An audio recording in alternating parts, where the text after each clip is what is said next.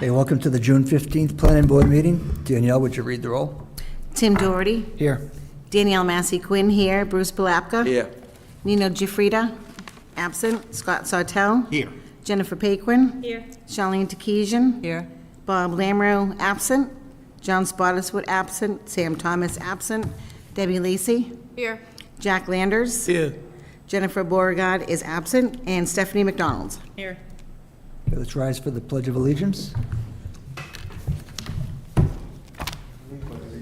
To the flag of the United States of America and to the republic for which it stands, one nation, under God, indivisible, with liberty and justice for all. Okay, we have 1, 2, 3, 4, 5. We have 6 members. Jack, have you fill in, be voting for the the minutes, and my chair just went down on me. Yeah, it did. Okay. And the 2 cases, we're going to start with the continuance of the case PL 2026-00013. That is asking for continuance. And do we have a motion, Danielle, for that? Mr. Chair, I'll make a motion to date specify.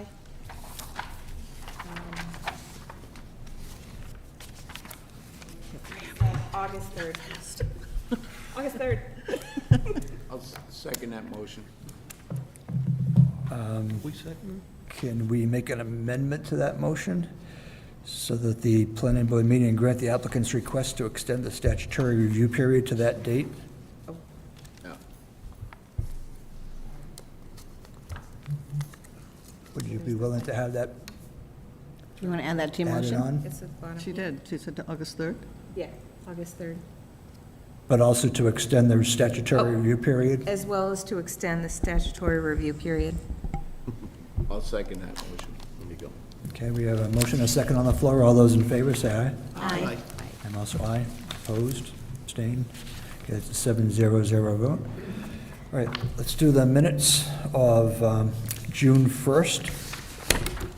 Can I just ask a question on number 118 of the minutes? What is it, Jack? I would like to make a change on 118 of the minutes. 118? Yeah, number 118 talks about, Mr. Landers pointed out that there is a trailer and a ski steer. It's a skid steer. Skid. Ski steer. What is a ski steer? I just wanted you to know, Mr. Chairman, that I do read and can read. Okay. And you can spell. Thank you. All right, any other suggested changes? I do have an update from Jen Beauregard for some changes on page 2, but her numbers aren't panning out to my copy, so it would be, let me find my copy.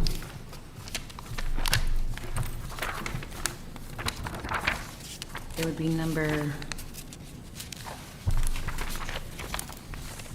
like her numbers are like 1, 2, 3, 4, and then, so let me see, it would be number Page 2 is in the 60s. Number 92, it says, Ms. Massey Quinn pointed out that he was before the board seeking a general house occupancy, and it should say home occupation. That was one of her changes, and then number 78 on the same page. 78. It says, Mr. DePerry said that he has been looking for 2 years and he needed something with more yard space and a garage. Just add the word "and." And those were her 2 updates. Okay. And I don't have any, I'm good, thank you. Anybody else? Okay, I'd entertain a motion then that we approve the minutes as amended. I'll make that motion. I'll second it. Okay, we have a motion and a second on the floor. All those in favor, say aye. Aye. Also aye, opposed, abstained. Okay, they're approved, 7-0-0.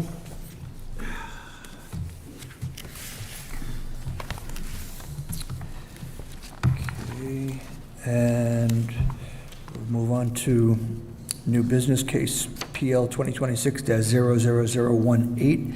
It's Corey Construction LLC, 10 A and B Oakland Ridge Road. Do we have an abutters list, Danielle, for that? We do. Corey Construction LLC, 10 A and B Oakland Ridge Road, Pelham, New Hampshire. Young, Rose, and Theda Mott, 9 Oakland Ridge Road, Pelham, New Hampshire. We have the Siva, and I'm going to spell the last name, Sivakumar, and then 18 Bush Hill Road, Pelham, New Hampshire. Carl S. and Jessica M. Soufront, 15 Oakland Ridge Road, Pelham, New Hampshire. James and Megan Peterson, 20 Oakland Ridge Road, Pelham, New Hampshire. Matthew and Catherine Crowley, 22 Oakland Ridge Road, Pelham, New Hampshire. Luke Possessoro, 10 Bush Hill Road, Pelham, New Hampshire. Randy and Cindy Boyden, 20 Granite Drive, Pelham, New Hampshire. Nikayla Sampson and Christopher Isley, 8 Bush Hill Road, Pelham, New Hampshire. Justin D. Barnes, Alexis C. Haley, 5 Granite Drive, Pelham, New Hampshire. Jeffrey Kuprycz and Megan Palmero, 7 Bush Hill Road, Pelham, New Hampshire. 499 Mammoth Road, LLC, 49 A and B Mammoth Road, Pelham, New Hampshire. Jose Gomez and Anna Silver Lopez, 497 Mammoth Road, Pelham, New Hampshire. Charles and Janice Silkis, 483 Mammoth Road, Pelham, New Hampshire. And I have David M. Groff, 79 Bridge Street, Pelham, New Hampshire. Highlight, so I have to say his name. Okay, for the record, could you introduce yourself and let us know what you got here? Yes, thank you, Mr. Chairman. My name is David Groff. I'm the attorney for the applicant. My address is 79 Bridge Street in Pelham. This is an existing duplex. The owner wants to convert it to a condominium. I've attached a copy of your 1980 regulation about a conversion. Basically, we have to show that the septic system is adequate, is properly installed, and that there's sufficient land available for an alternate system should the existing system fail. I've given you the approval for construction, the approval for operation, since it's a brand-new system. It hasn't actually been used yet. There's a certification from the designer and the installer, and we're just looking for a special use permit to do the conversion. Okay. Somebody like to make a motion to accept the application for consideration? I'll make that motion. We have a motion, do we have a second? I'll second. Okay, motion second on the floor, all those in favor say aye. Aye. And let the record reflect too that Mr. Lamoureux was here. Were you here when we read the roll? No, I don't think so, right? no, well, you must have started before 7.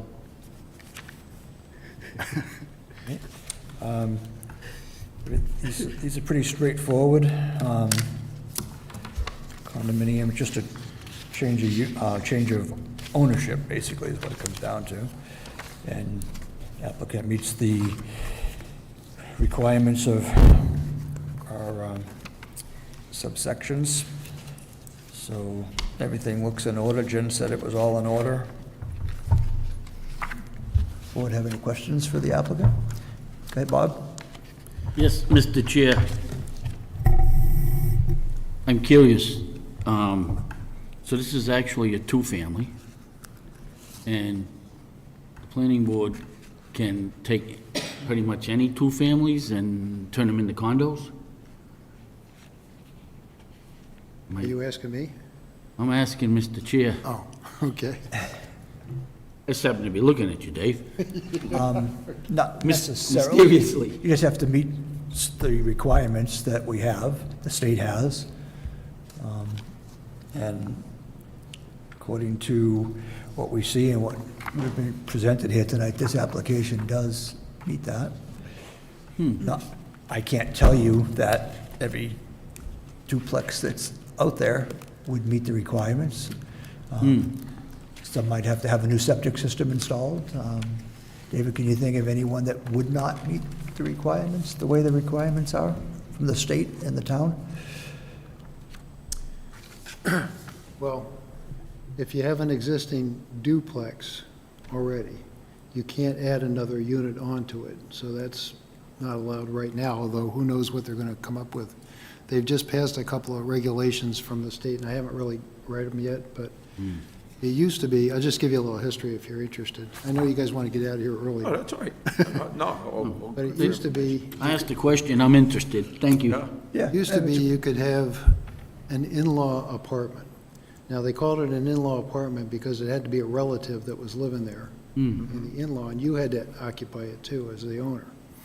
Then they changed that to an ADU, an accessory dwelling unit. So now you don't have to have a relative living there, and the reason that they changed it was because there's not a lot of affordable housing. So that was supposed to encourage people to build these ADUs. So then Pelham came up with a regulation that allowed, ADUs, if you have a sufficient land available, you have to have an acre, you have to have, the soils that will support the septic system. You don't actually have to build a new septic system, as I understand it. You just have to have a design for a septic system, should the current system fail. And then Pelham also came up with the idea of a detached ADU. So you can make a garage that's a detached structure, as long as you have an acre and a half in Pelham, and you can put an ADU in that. So if you have a single-family house, detached garage, you can have the ADU, and it doesn't have to be a relative, but you still have to live in the primary, or one of those two units. So you can live in the ADU, and somebody else can be living in the house. They don't have to be a relative, you can rent either one. So the only difference between that and a condominium is the owner of an ADU has to live in one of the units. Condominium, you don't have to do that, you can just sell Yeah. either one. Now, as far as what you can do, as far as the conversions go, well, you have to meet that state regulation, there's a copy of it in the packet there. And basically, in this town, you have to show that you have sufficient septic capacity. So I suppose if you had a really old one, and I don't know of any offhand, that just had a dry well or a holding tank over by the pond, let's say, if you had one of those, you probably couldn't do a conversion because you couldn't show that you had an existing septic system. But other than that, I know they've done them on smaller lots because they were pre-existing non-conforming uses. Right. But as far as whether you can convert anything, if it has a septic system and it works, I suppose that would be the determining factor. Does that kind of answer your question, Bob? Yeah, very well, too. Can I add something to that, Mr. Chairman? Go ahead. Also, if I'm not mistaken, and I don't think I am, anything that was an existing building, say a garage, whether it was a conforming or non-conforming lot, that was prior to June of 2025, that could sustain the septic system, is still allowable by the state. And for the board's knowledge, I've asked Jen, I asked her once before, we were looking into whether or not the planning board really needs to be involved in these. A lot of towns in New Hampshire don't, this doesn't come in front of the planning board, it gets handled in-house in the planning department. So she's going to look into that with the new town attorney to see if, because we do this, half a dozen, 8, 10 times a year, Dave? Yep. Probably. And it's a very light meeting tonight, but sometimes when it's a very lengthy meeting and you have, attorney sitting here for something that really legal. takes 2 to 3 minutes, we're dragging this out because, I want to get that point across too, and Bob had a couple of questions, but where this is such a light meeting, this is the time to talk about it.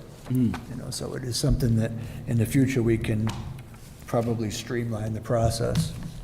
Yeah, Jen did ask me about that, and I did give her, what I thought was the correct answer was, it's really just an administrative review. You got a septic system in the property, it works properly, and you got land available for an alternate system, and you have a duplex, you can convert it to a condominium if you meet those simple requirements. Yep. And it's really not a whole lot of, discretion as far as, hardship or any of those kind of issues that you'd come up with in a variance situation.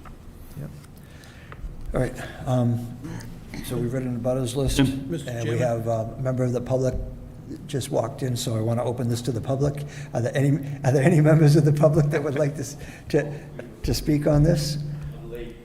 Seeing no response, I'm going to close it to the public, bring it back to the board. Jack?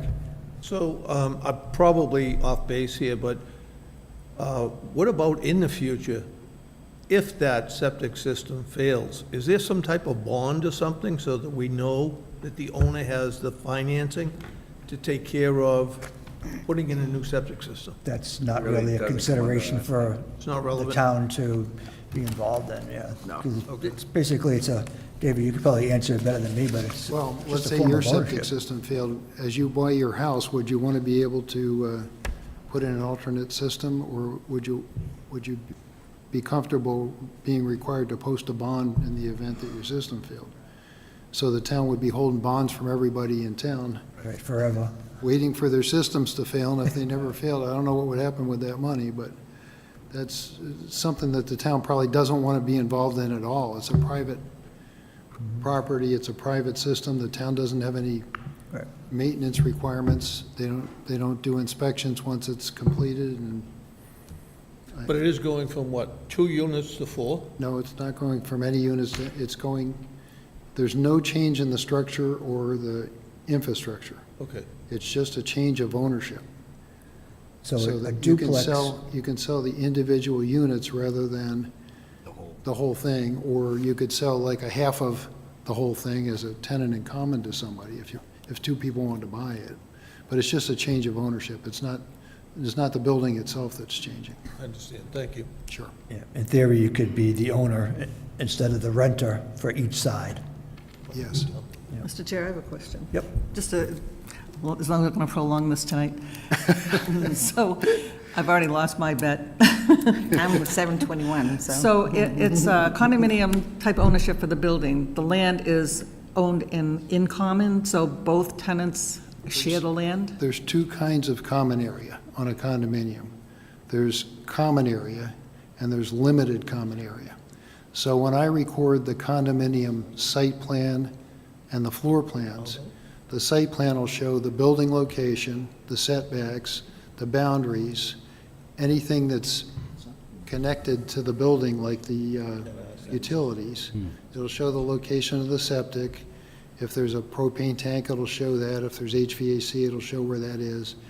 And it'll show if something is limited common area. For instance, if you had 2 driveways, which normally that's the case, each one of those driveways would be limited common area.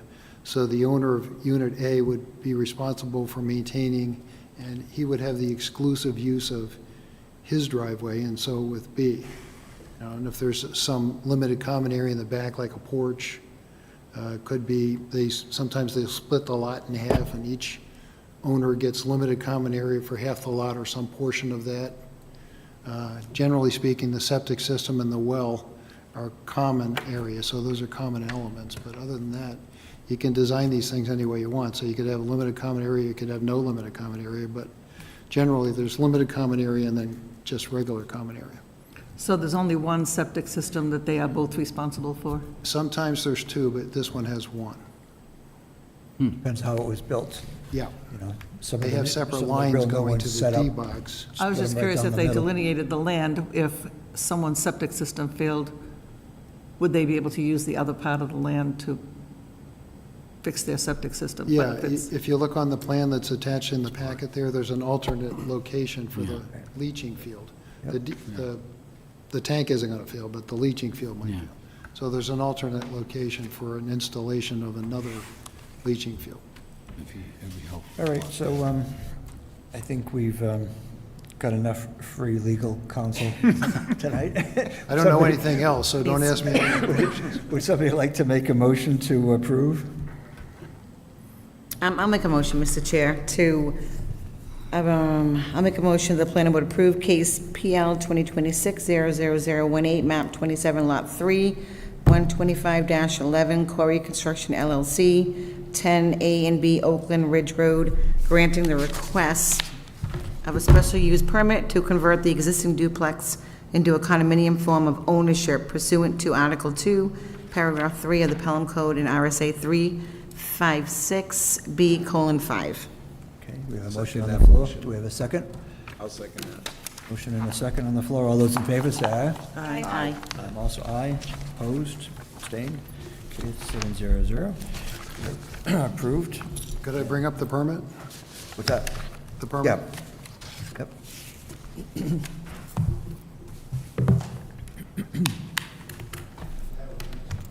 Yeah, I write in black now and blue, Dave.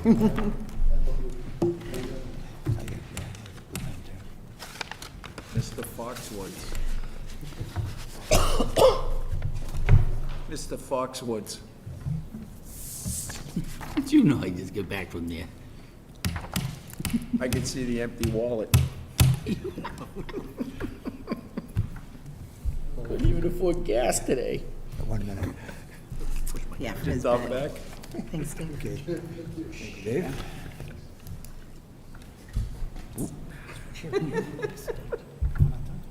That was easy. All right. I think Any that, updates, any CIP updates? takes care of all the business. Scott, do you have anything for us? I'd like to make a motion to adjourn this planning board meeting, Mr. I Chair. would second that motion. We have a motion and a second to adjourn. All those in favor, say aye. Aye. Aye. I am also aye. Opposed? Abstained? Adjourned. Y'all, 7?